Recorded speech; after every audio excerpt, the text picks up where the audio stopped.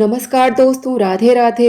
Welcome back to YouTube channel हमारी संस्कृति हमारी धरोहर। दोस्तों, आज के इस वीडियो में अहोई अष्टमी पूजा विधि को देखेंगे और तारों को अर्घ्य कैसे दिया जाता है वो भी इसमें दिखाया गया है। अहोई अष्टमी का व्रत दिवाली से 8 दिन पहले रखा जाता है। अहोई अष्टमी का व्रत सभी महिलाएं रख सकती हैं। जिनके संतान है वो भी रख सकती हैं, जिनके नहीं है वो संतान प्राप्ति के लिए भी रख सकती हैं। कुछ लोगों के यहाँ ये व्रत जब संतान हो जाती तब रखा जाता है, लेकिन कुछ लोग शादी के तुरंत बाद से व्रत रखने लगते हैं। कुछ क्षेत्रों में यह व्रत आधे दिन के लिए रखा जाता है, इसके बाद भोजन ग्रहण कर लिया जाता है, और कुछ क्षेत्रों में यह व्रत पूरे दिन के लिए रखा जाता है। फिर तारों को अर्घ्य देने के बाद इस व्रत का पारण किया जाता है। तो चलिए शुरू करते हैं पूजन विधि। अहोई अष्टमी पूजन विधि में सबसे पहले आपको एक चौकी लेनी है। चौकी के ऊपर आपको एक लाल वस्त्र बिछाना है। ये पीलिया है, आपको अपना पीलिया पहन के पूजा करनी चाहिए। जब बच्चा होता है उस समय मायके से पीलिया आता है, इसलिए इस पूजा को हमें पीलिया पहन के ही करना चाहिए। यदि आपके पास पीलिया नहीं है तो आप बिना पीलिया के भी पूजा कर सकते हैं। बच्चे की कोई भी पूजा में ये पीलिया पहनना शुभ माना जाता है। इसके बाद आपको 2 करवे लेने हैं। एक करवा तो आपको वही लेना है जिससे आपने करवा चौथ के दिन पूजा की थी। दूसरा आपको एक नया करवा लेना है। इसे अहोई अष्टमी का कुड़वा भी कई लोग कहते हैं। अब आपको नए करवे में कोई भी अनाज भर लेना है। यहाँ मैं गेहूं को भर रही हूँ। करवा चौथ वाले करवे में हम जल भरेंगे। यहाँ मैंने अहोई माता को गेहूं के दानों का आसन दिया है, उसके ऊपर मैंने माता की तस्वीर यहाँ पे स्थापित कर दी है। आपको ये तस्वीर अगर मार्केट से मिलती तो ले लीजिए, नहीं तो आपको इंटरनेट पे भी मिल जाएगी। यहाँ मैंने अहोई माता की कथा की पुस्तक भी रखी है। अब देखिए, मैंने दूसरे करवे में, एक में तो मैंने गेहूं भर दिया, दूसरे में मैं शुद्ध जल भर रही हूँ। इसको एक के ऊपर एक हम रख देते हैं। अब मैं इसके ऊपर रखने जा रही हूँ। देखिए, इस तरह से आप रख देंगे। अब हम इस पर रखने के बाद एक हमारा अहोई माता का, साहू माता का एक लॉकेट होता है। किसी किसी के यहाँ ये लॉकेट पूजा में रखा जाता है, किसी के यहाँ बिना लॉकेट के ही पूजा की जाती है। ये चांदी में बनवाया जाता है और मौली का धागा इसमें लगा होता है। इसमें जब बच्चा, आपके यहाँ कोई लड़का पैदा होता है तो उसमें 2 चांदी के मोती लगवा दिए जाते हैं। जब विवाह आदि होता है बच्चे का तब उसमें और 2 मोती लगा दिए जाते हैं, और कई लोग हर साल इसमें एक एक चांदी का मोती डालते रहते हैं। अब आपको यहाँ पे स्वास्तिक का निशान करवे में लगा लेना है। ऊपर का जो करवा है उसमें ऑलरेडी हमने करवा चौथ की पूजा के में स्वास्तिक का निशान लगाया हुआ था। हमें नए वाले करवे के घट पर एक मौली भी बांध देना है। ऊपर वाले करवे में तो हमने करवा चौथ के समय ही मौली बांधी हुई है। अब हमें यहाँ पे दीप प्रज्वलित करना है। तो दीपक प्रज्वलित करने के पहले मैंने यहाँ पे गेहूं का आसन दिया है। इसके ऊपर हम घी का 2 बाती का दीपक रखकर प्रज्वलित करेंगे। फिर दीप देव की पूजा करेंगे, तब अन्य पूजा को प्रारंभ करेंगे। दीपक हमें हर पूजा में सबसे पहले प्रज्वलित करना चाहिए, क्योंकि दीपक हमारी पूजा का साक्षी होता है। अब कैलेंडर में दिए हुए सारी देवी देवताओं का आवाहन हम करेंगे। उसके बाद हम यहाँ पर गणेश जी से पूजा प्रारंभ करेंगे। सबसे पहले उन्हें हम रोली लगाएंगे, मौली चढ़ाएंगे, हल्दी चढ़ाएंगे, कुमकुम, सिंदूर आदि सब अर्पित करेंगे। अहोई माता के चित्र पर भी हम यही सब लगाएंगे। उनकी सवारी यहाँ पे बनी उनको भी लगाएंगे।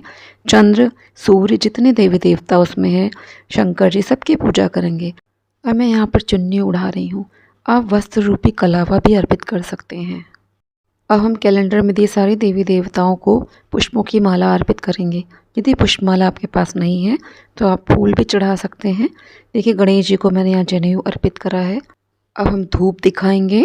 भोग के लिए मैंने यहाँ पे अठौरी बनाई है, मीठे जो पुए होते हैं और पूड़ियाँ, बताशे रखे हैं। और यहाँ मैंने फल में हरे फल लेने होते हैं, सिंघाड़ा लिया है, नाशपाती ले लिया है। यहाँ पे सासू माँ के लिए बायना निकाला जाता है। यदि सासू माँ आपके यहाँ ना हो तो कोई भी बड़ा हो उसको आप ये दे सकते हैं। इसमें साड़ी विद ब्लाउज़ होना चाहिए और दक्षिणा होना चाहिए। माता को मैंने नारियल भी चढ़ा दिया है। ये आप चाहें तो चढ़ाएं या ना चढ़ाएं, आपके ऊपर डिपेंड करता है। देखिए, हमें कलश के ऊपर ये अठौरी रखना है, बताशा रखना है, फल रखना है। उसको खाली नहीं रखा जाता है, इस तरह से रख दिया जाता है। फिर शुद्ध जल से माँ का मुखाचमन करा दिया जाता है। गणेश जी को दूर्वा, शमी पत्र और यहाँ पे पान भी चढ़ाएंगे हम लोग। अब हम इत्र चढ़ा रहे हैं, दक्षिणा चढ़ाएंगे और गणपति जी को पान, सुपारी, लौंग, इलायची चढ़ाएंगे। इसके बाद हम कथा सुनेंगे।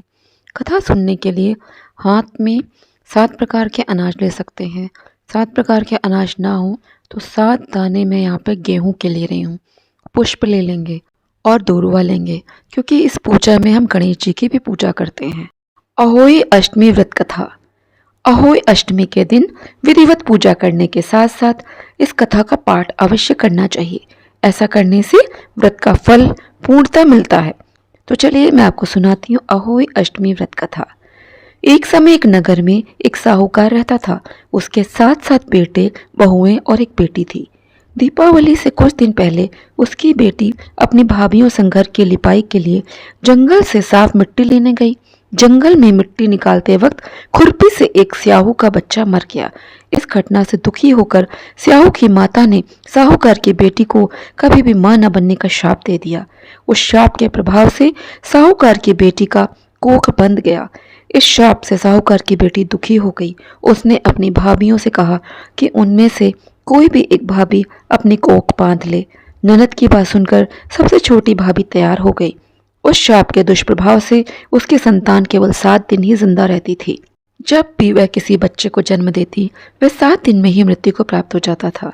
वह परेशान होकर एक पंडित से मिली और उपाय पूछा। जब पंडित ने उन्हें सलाह दी कि सुरही गाय की सेवा करें, पंडित की सलाह मानकर उसने सुरही गाय की सेवा करनी शुरू कर दी। उसकी सेवा से प्रसन्न गाय उसे एक दिन स्याहू की माता के पास ले जाती है। रास्ते में गरुड़ पक्षी के बच्चे को सांप मारने वाला होता है, लेकिन साहूकार की छोटी बहू सांप को मारकर गरुड़ पक्षी के बच्चे को जीवन दान देती है। तब तक उस गरुड़ पक्षी की मां आ जाती है। वह पूरी घटना सुनने के बाद उससे प्रभावित हो जाती है। उसे स्याहू की माता के पास ले जाती है। स्याहू की माता जब साहूकार की छोटी बहू की परोपकार और सेवा भाव की बातें सुनती है तो वह प्रसन्न होती है। फिर उसे 7 संतान की माता होने का आशीर्वाद देती है। आशीर्वाद के प्रभाव से साहूकार की छोटी बहू के 7 बेटे होते हैं, जिससे उसकी 7 बहुएं होती हैं। उसका परिवार बड़ा और भरा पूरा होता है। वह सुखी जीवन व्यतीत करती है। कथा समाप्त होने के बाद धूप, पुष्प और गेहूं के दाने हमें अपने पीलिया में बांध लेना चाहिए, या आपने जो भी साड़ी पहनी उसके आंचल में बांध लीजिए। फिर शाम को जब हम इसको अर्घ देते हैं तारों के समय, उस समय हमें इसको खोलना होता है और वहीं पे गिराना होता है पानी के साथ। अब हम यहाँ पे आरती की तैयारी कर रहे हैं। आप यहाँ पे कपूर से भी आरती कर सकते हैं। जो दीपक आप यहाँ पे स्थापित करते हैं उससे आरती नहीं की जाती है। आरती के लिए हमेशा दूसरा दीपक बनाया जाता है। यहाँ गणेश जी और श्री अहोई माता की आरती की जाती है। पूजा करते समय बच्चों को वहीं पे बैठाना चाहिए। उनको पूजा में ज़रूर शामिल करें।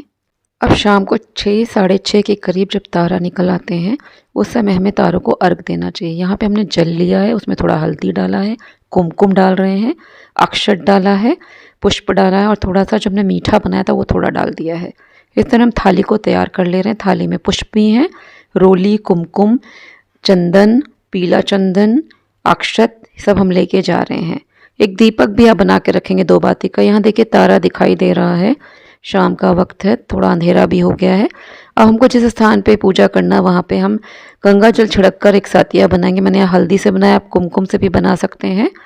यहाँ सातिया बनाने के बाद इसको हम गणेश जी का स्वरूप मानते हैं। इसकी हम पूजा करेंगे, मूली चढ़ाएंगे, अक्षत चढ़ाएंगे, पुष्प चढ़ाएंगे और खाने के लिए जो आपने मीठा प्रसाद बनाया है उसको भी यहाँ पे चढ़ा देंगे।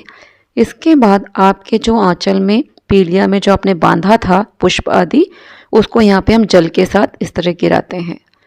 ओम गंगणपतये नमः।